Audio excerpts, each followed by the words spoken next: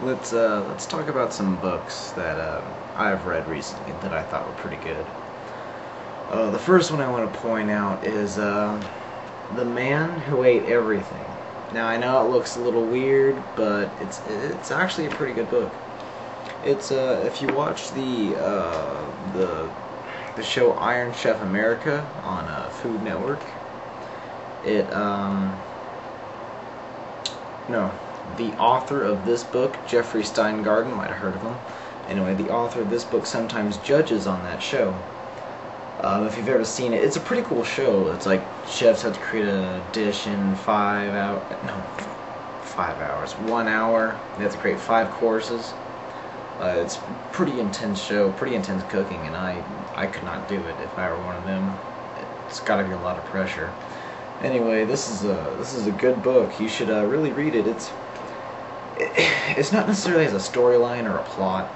It's just he goes around taking different, like he goes. Here's an example. He tries to create the perfect bread for one. He goes, discovers new scents for food. Recipes are included throughout the entire book. It's really a great read. It's pretty fascinating too.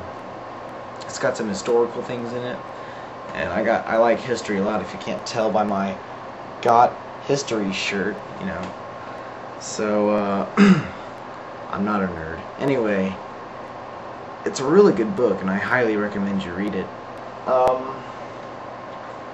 Second book, which I forgot to place in front of me, is now this one's not necessarily like.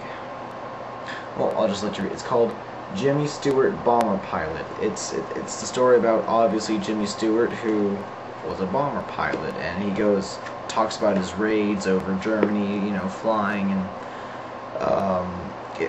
pretty good book. I mean, really captures you. I have a lot of World War II books that are pretty good.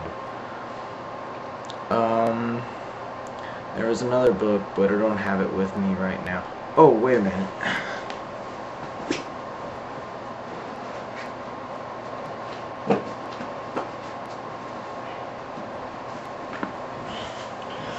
Okay, now I'm not necessarily saying you have to read this book, but it was pretty entertaining.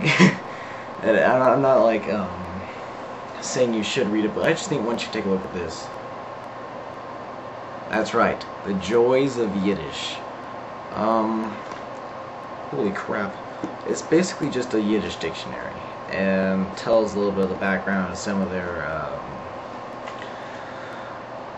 religious. Oh, Yiddish, by the way, is a Jewish language.